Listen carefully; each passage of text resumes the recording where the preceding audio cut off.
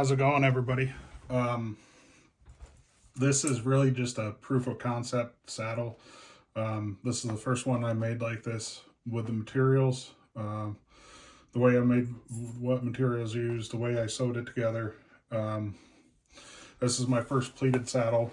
If this ends up working out the way I hope it does, I'll definitely do a build video on it, because I know there's not many about doing pleated saddles on YouTube, and this is just my version of what I thought is how you put a pleated saddle together.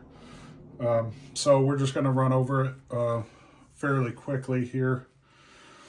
The overall dimensions, and let me get my tape here.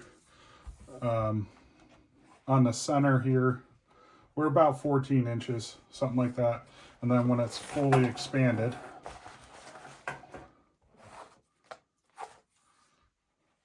we're definitely looking probably, I'd say at the minimum 19 inches. So we're getting an extra 5 inches, maybe more.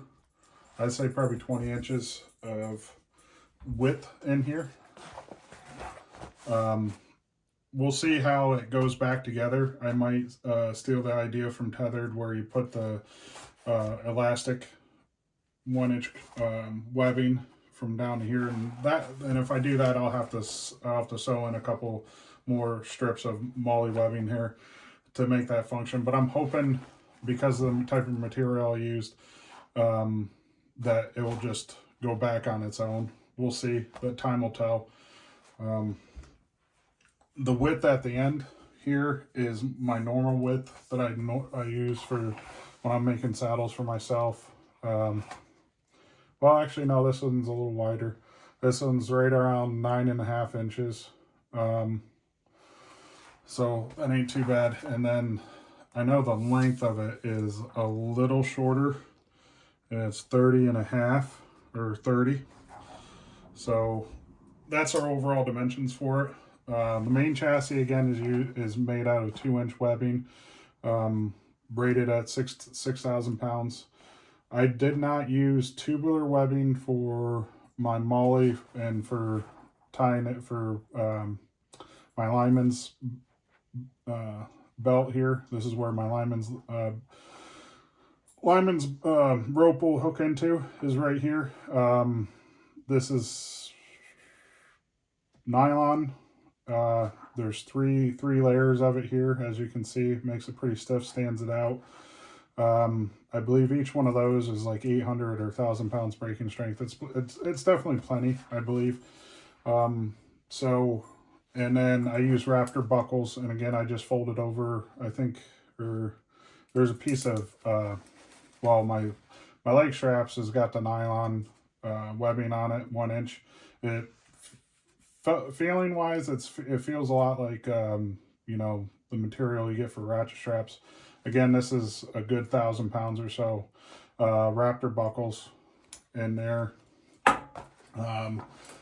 Did the comfort channels again, and again I use 6 of the balls. Normal stuff on that. The one big different thing that I haven't used this stuff before. Of course, I have the Viper camo for the main part here. I got that stuff off of eBay, and then the inner part here is made out of 1/4-inch mil-spec mesh.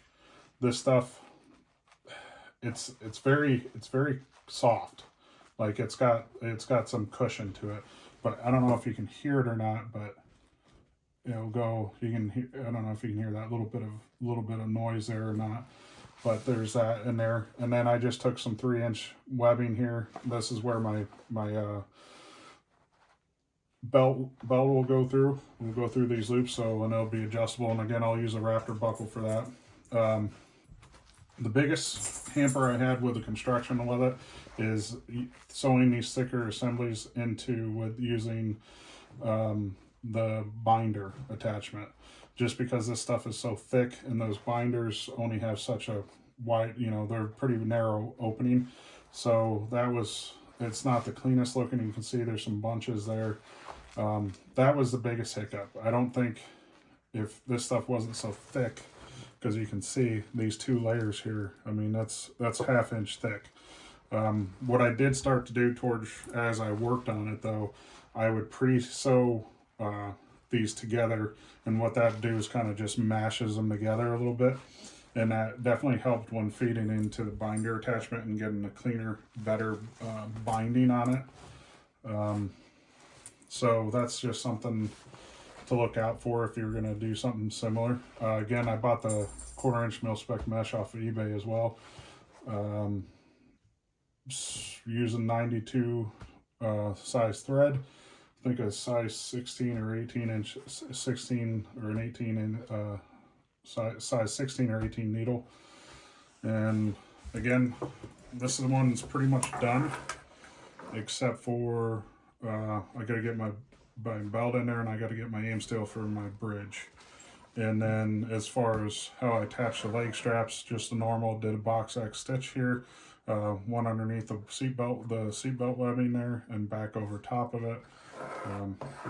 So we'll see. The other thing that made, even with this bigger machine here that has a pretty high presser foot height, this does like 9/16 or something like that, was this assembly here. You got 1, 2, 6, 8, 9, 10, maybe in between 10 and 12 layers of material here. So that's a very, very thick assembly. I think what I would do next time, I would take this loop and kind of extend it out, and then sew this part where I'm only sewing through 6 layers here, and then give myself a longer, thinner piece here with only 3 layers of the webbing, and sew a big box X stitch right in here, and do that on both sides.